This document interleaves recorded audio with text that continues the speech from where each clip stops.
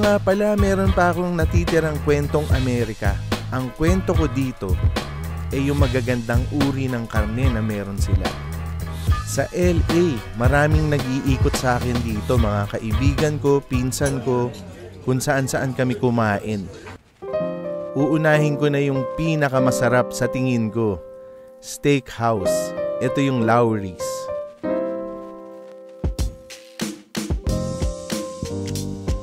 Maswerte lang ako at dinadala ako parati dito ng pinsan ko.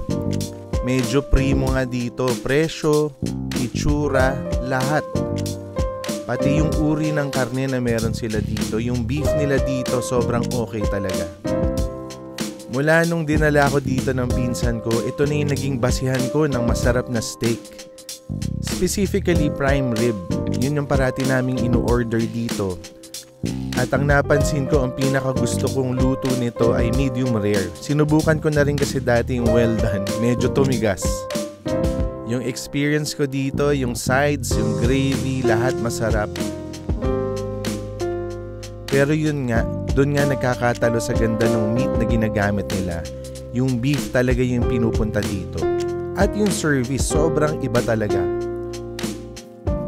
Ikikwento ko lang sa inyo nung una akong kumain dito at dumating yung medium rare na in-order ko.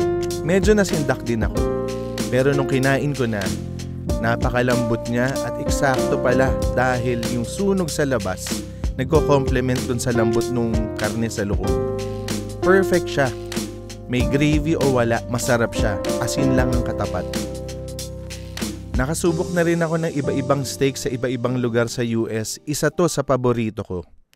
O lipat naman tayo ng ibang titikman, pero bago yan, pindutin mo muna yung subscribe at like kung hindi ka pa nakasubscribe. Yun. Next, lipat namin ni Miriam at saka ni Jay. Dinala nila ako sa Korean barbecue US style. Napansin ko, syempre maganda pa rin yung meat. Sa bulalo, you don't eat the... Yung mga gulay na kasama, panalo rin. Siguradong sigurado, fresh na fresh eh. Pero isa lang yung napansin ko, yung kimchi sa US, ewan ko kung sa LA lang o sa buong US to, parang mas maanghang yung nabibili sa Pilipinas. Hinahanap ko yung anghang na yun, sa totoo lang. Okay, sa next lipat, merong pagdadalan sa akin yung pinsan ko na favorite nilang kebab place. Simple lang, by the beach, sa may Sunset Beach ata to. Exciting, ang ganda nga ng mga mapipili dito. Mas maraming pagpipilian kaysa pag nasa Pilipinas. Okay, sa Pilipinas, bilog yung mga pita bread natin. Dito triangle na bagong luto.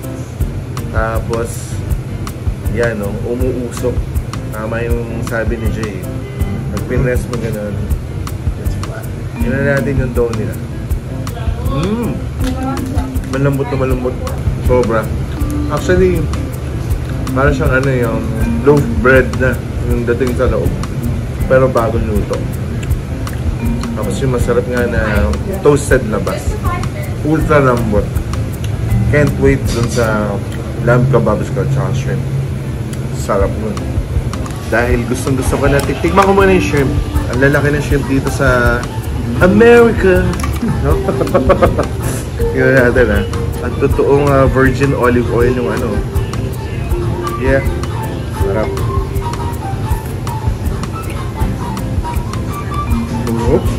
Pamatay lang yung laki ng shrimp at saka yung sarap. Wala pa ako natikman na ganitong rice sa atin, sa Pilipinas. Masarap yung rice dito.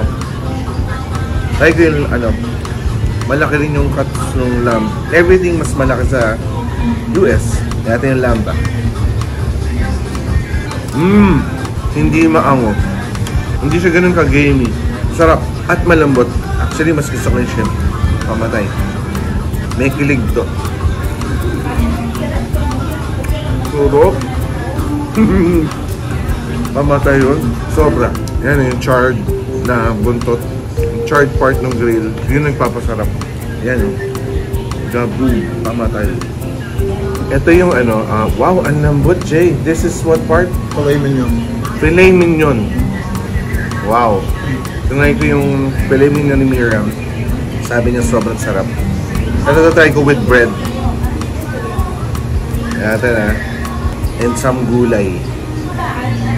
Tingin ko masarap to eh. Lagay ko na rin dito.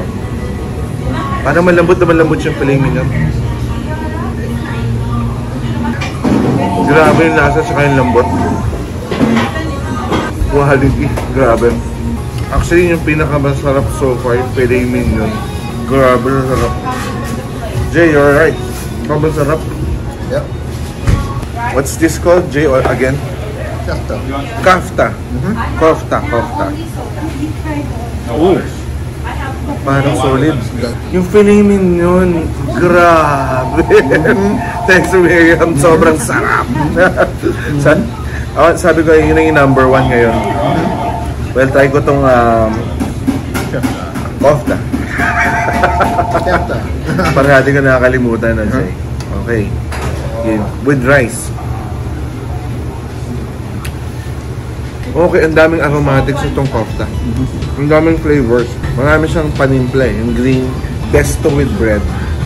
Carnival of spices eh. Lagyan na natin ng ganyan eh. Dadamihan ko na nito. Yan. Sa tingin ko ito yun. Diba? Lagyan natin ng ito. Kaboom! Saka lagyan na natin ito. Ang solid lang ng bread nito. Ito, yebay ito. I'm sure. Grabe. Mas masarap to ang eggplant. That's what I didn't get. Ganush, ano? Sobrang sarap. Actually, malapit siya sa lasa no, ano yung in-order ko sa San Pablo, yung eggplant ng Kulawo. Kung taga San Pablo ka, yung malapit ko sa Kulawo.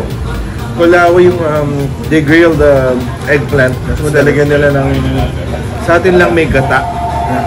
Pero ito eggplant din na grabe yung combination niya with this.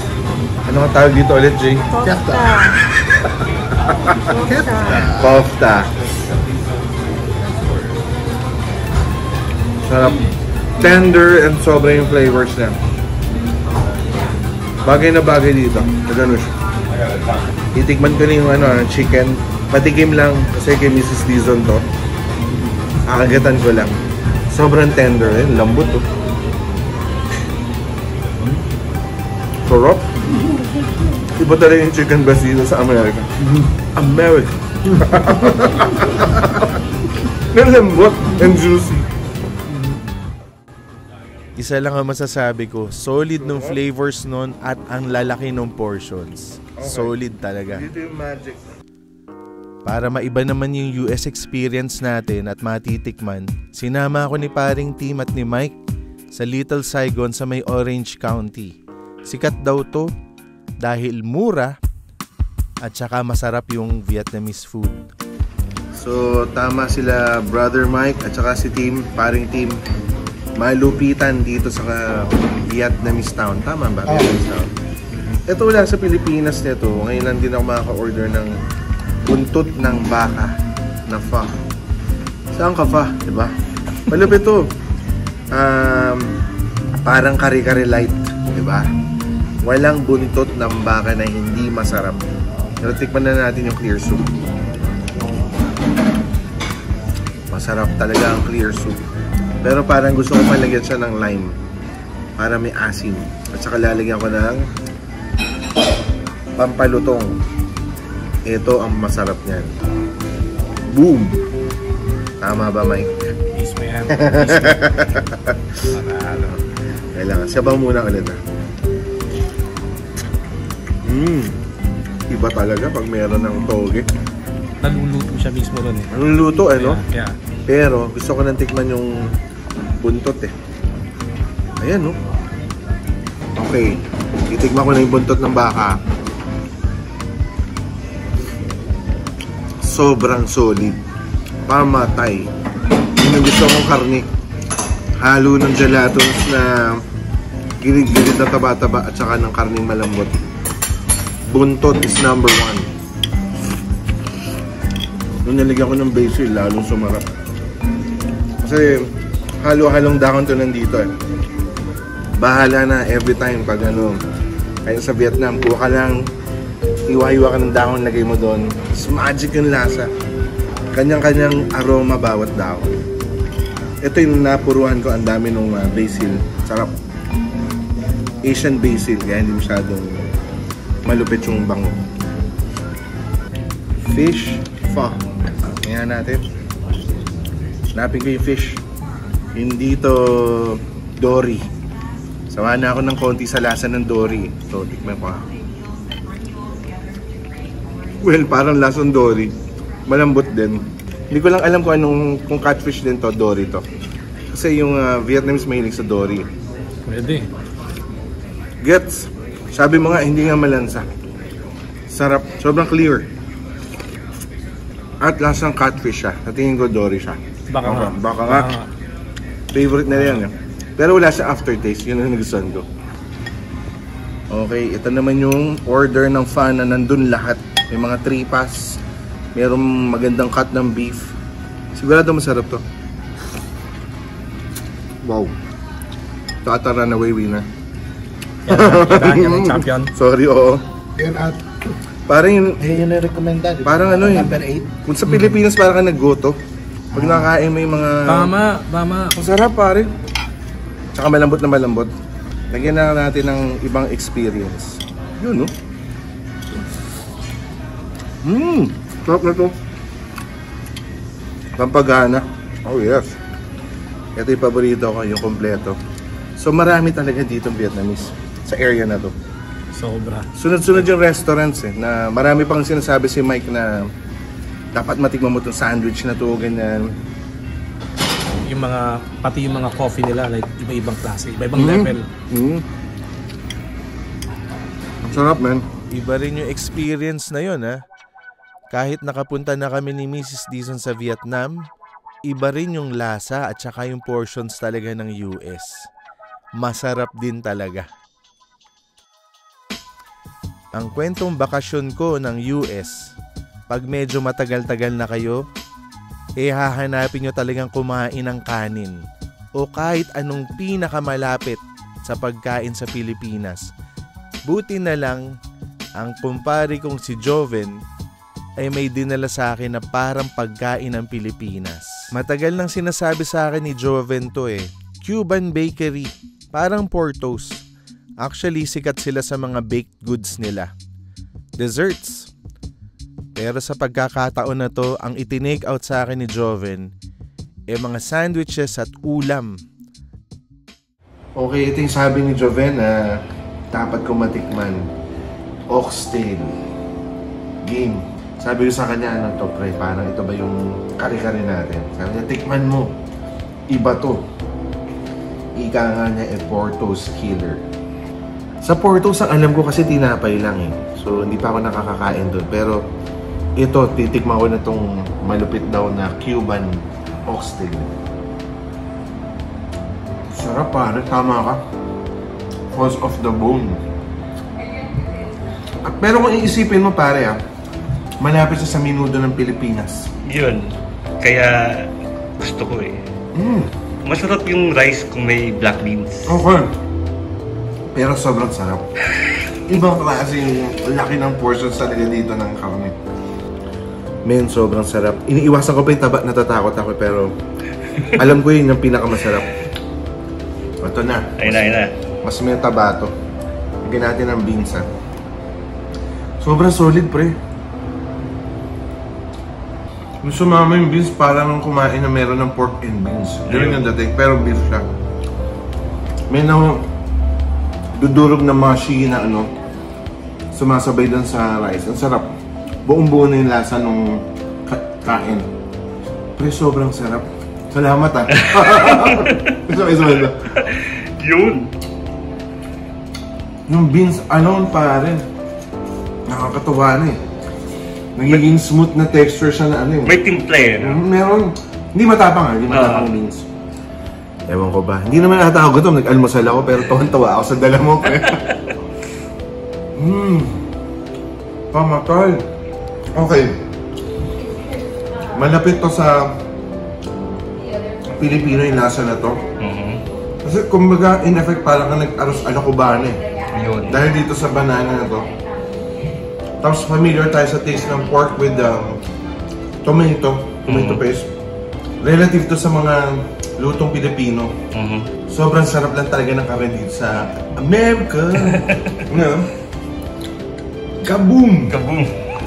Okay, dito sa LA, sikat na sikat yung Portos.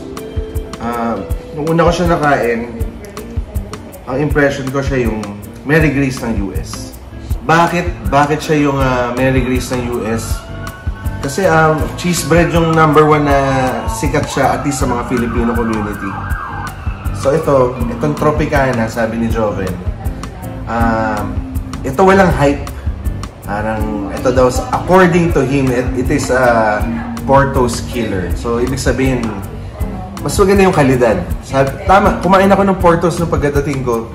Manipis kasi yung Portos na cheese bread eh. Ito malaki, mabigat sa hawak ko. Titikman ko na, at saka buo-buo nga yung asukal. Iba nga yung bread. Kasi sabi nga ni Joven, bakery talaga tong Tropicana. Try nga natin to, men. Mas marami yung pakiramdam yung sa bibig kasi mas malakas eh. At saka yung cream cheese yung agad. Actually, malapit nga sa Pilipino ensaymada kung iisipin ko eh. Parang premium Filipino cheese bread ang dating niya. Maganda nga yung tinapay, pre. Try natin to. Cuban sandwich. Sa Pilipinas, hindi naman ma-Cuban sandwich doon, pare. Ito, authentic daw. Tignan mo yung beef. Oo nga, iyo. Marami. Dami. Yan o. Saka malambot yan eh. Okay. Kagatan na natin, bro. Okay. Pigas agad yung natikman ko. Sarap. Malambot nga yung beef. Okay ito, man. Pero sa tingin ko, ito yung ano nila. Taco ng Cubano. Yung mabilisan na kain. Yan o, pinagpatong-patong lang na. Pero slab talaga ng beef. At saka yung bread nila. Ayun. Ito yung talagang event dito eh. Sabi mo nga yung Tropicana Bakery. Maganda yung bread nila eh. So yung Cubano sandwich is all about the bread. The bread actually. On its own, natutuwa ka na. Lalagyan mo pa ng palaman. Talagang umu-over the top minsan, di ba? Ang panlasa ko yung malambot na monay. Parang malapit talaga sa lasa ng Pilipino. Para siya masarap na monay. Pero premium bread. Kita mo naman yung labas eh. Tama-tama yung pagkaluto. At yung meat always sa America. Masarap. Napapakanta. Yun. Okay.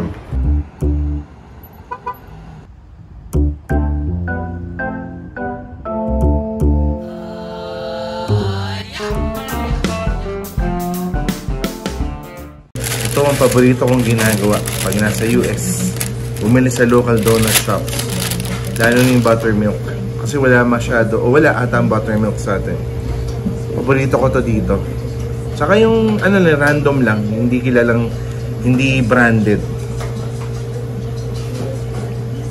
Sobrang sarap. Naalala ko dito yung bata ako. 80s ata yun. Winchell's Donut. Meron nun sa Cubao. Gantong-ganto yung lasa nun. Buttermilk. Milky lang siya. Wala siyang, walang icing. Ang sarap lang makrema at saka crunchy yung labas na simple lang. Pero sobrang sarap para sa akin. Solve na ako dito. Sarap. Yung total tikim experience namin sa LA, labo-labo na. Siyempre, nandyan yung paborito naming Mexican food. Meron pa palang mga Vietnamese. Meron ding Korean. At siyempre yung steak. Marami pang iba. Pero sa totoo lang, ang guilty pleasure ko sa LA yung mga tabi-tabing donut na meron sila. Ang sarap nun. Yun. pose with a smile, I suppose. Exploratory flows, expect the cons and pros. Experience the juxtapose of X and O's. Explosions, the motions of my moments to come. We take potions, devoted to the beats of the drum. And we're back, son, the mighty hold back none. Highly regarded, we never want to be outdone. Our enterprises do accept the falls and the rises of all shapes and sizes. Open up your eyelids, hi kids. You simply can't deny this, the hijinks of my high sense. Seeking out my license to integrate with guidance. From islands with autopilot silence. Jiving like it's meant to be, I see it clearly. Still we, flowing on that fresh and filthy. Whenever times get testy, rough and deadly. Maintain that frame of finesse and let's